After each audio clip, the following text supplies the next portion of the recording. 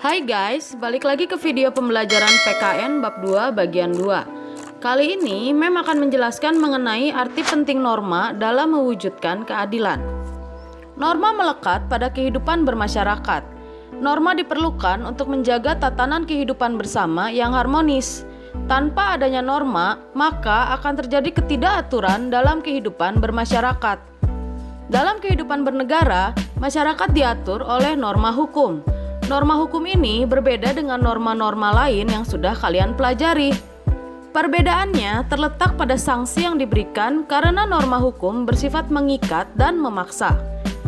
Pada Undang-Undang Dasar 1945 Pasal 1 Ayat 3 menyebutkan bahwa negara Indonesia adalah negara hukum.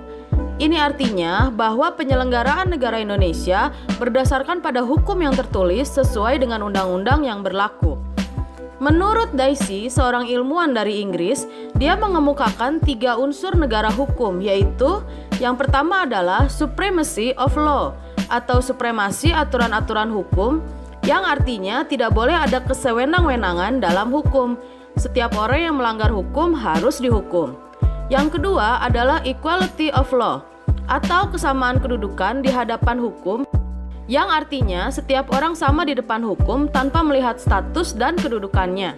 Yang ketiga adalah human rights atau jaminan perlindungan hak asasi manusia, yang artinya diakui dan dijamin hak asasi manusia dalam undang-undang. Norma hukum tidak dapat berjalan sendiri tanpa alat-alat perlengkapan negara. Alat-alat perlengkapan negara contohnya polisi, jaksa, dan hakim. Untuk menjaga ketertiban dalam kehidupan bermasyarakat, maka negara hukum harus ditegakkan. Sekarang kita membahas tentang keadilan. Keadilan berasal dari kata adil yang diartikan sebagai tindakan tidak berat sebelah. Keadilan mengandung arti adanya jaminan negara terhadap warga negara untuk mendapatkan apa yang menjadi haknya dan memperoleh perlakuan yang sama di hadapan hukum. Semua warga negara, baik pejabat negara, aparat negara, maupun warga negara, tidak ada yang diistimewakan. Semuanya wajib menaati hukum.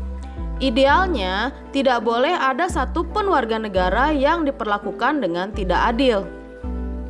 Nilai-nilai keadilan yang harus terwujud dalam kehidupan bersama adalah: yang pertama adalah keadilan distributif, yaitu hubungan keadilan antara negara dan warganya. Bagaimana negara wajib memenuhi keadilan kepada warganya dalam bentuk kesejahteraan hidup, seperti pemberian subsidi BBM atau subsidi LPG. Yang kedua adalah keadilan legal, yaitu hubungan keadilan antara warga negara dengan negara. Ini kebalikannya ya. Kalau yang tadi dalam keadilan distributif, hubungannya antara negara kepada warganya. Kalau yang sekarang keadilan legal, hubungannya antara warganya kepada negara. Bagaimana warga negara wajib mengikuti peraturan yang berlaku. Contohnya, ya seperti yang kalian lihat di gambar ini. Yang ketiga adalah keadilan komutatif, yaitu hubungan keadilan antar warga negara yang satu dengan warga negara lainnya. Jadi, ini hubungannya benar-benar murni antara warga negara. Tegaknya keadilan hukum merupakan perwujudan sila kedua dari Pancasila, yaitu kemanusiaan yang adil dan beradab. Dan sila kelima dari Pancasila, yaitu keadilan sosial bagi seluruh rakyat Indonesia. Warga negara yang melanggar norma hukum akan diberi sanksi sesuai dengan berat atau ringannya pelanggaran yang dibuat. Sanksi yang diberikan dapat berupa teguran atau peringatan, denda, penjara, sanksi yang menyakiti fisik seperti hukum cambuk, amputasi sampai pada pidana mati. Pemberian hukuman seperti disebutkan untuk kepentingan sebagai berikut. Yang pertama adalah pembalasan atas kesalahan. Yang kedua, efek jera, baik bagi pelaku ataupun bagi orang lain yang melihat si pelaku ini diberikan hukuman. Yang ketiga adalah rehabilitasi. Yang keempat, menyebabkan tidak dapat lagi melakukan kesalahan. Yang kelima, mengisolasi pelaku untuk mencegahnya agar tidak melakukan kesalahan lagi yang dapat membahayakan orang lain. Hukum yang berlaku di Indonesia ada dua, yaitu hukum pidana yang diatur dalam KUHP atau Kitab Undang-Undang Hukum Pidana dan hukum perdata yang diatur dalam KUHAP. Hukum pidana menyangkut pelanggaran hukum seperti tindakan kriminal, contohnya pencurian, pengedaran narkoba, penculikan, pembunuhan, dan sebagainya. Sedangkan hukum perdata menyangkut pelanggaran hukum melalui tindakan di luar kriminal seperti sengketa tanah, perceraian, dan sebagainya.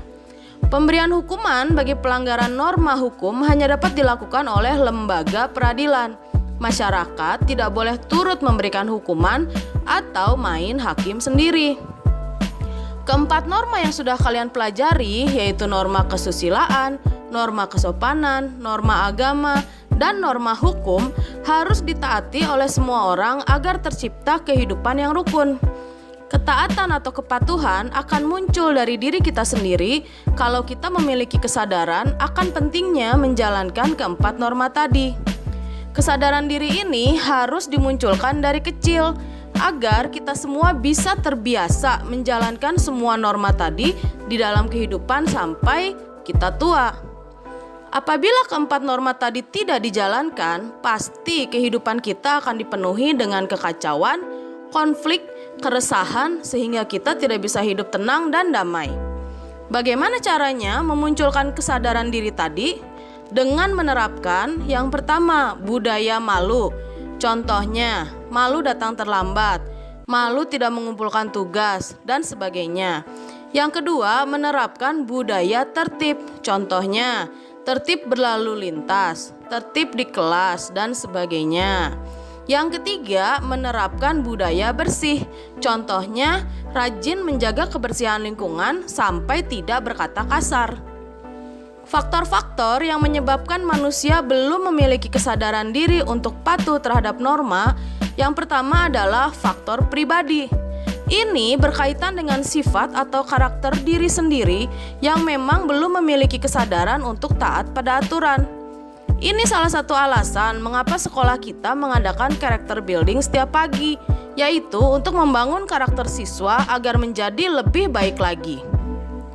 Faktor yang kedua yang menyebabkan manusia belum memiliki kesadaran diri untuk patuh adalah faktor lingkungan. Ini berkaitan dengan pengaruh dari lingkungan baik dalam keluarga maupun masyarakat. Misalnya, kurang perhatian dari orang tua, pergaulan dengan teman sebaya yang tingkah lakunya kurang baik, atau tinggal di lingkungan yang kurang baik. Jadi anak-anak, sangatlah penting kita menyadari karakter diri kita yang sebenarnya seperti apa. Jangan terpengaruh pada hal-hal yang tidak baik, karena hal itu akan membentuk diri kita menjadi tidak baik juga. Berpeganglah pada prinsip hidup yang baik dan taatlah pada seluruh norma yang sudah kita pelajari di video ini dan di video sebelumnya. Dan hasilnya adalah kita semua bisa hidup dengan rukun dan damai. Sekian dulu video pembelajaran ini.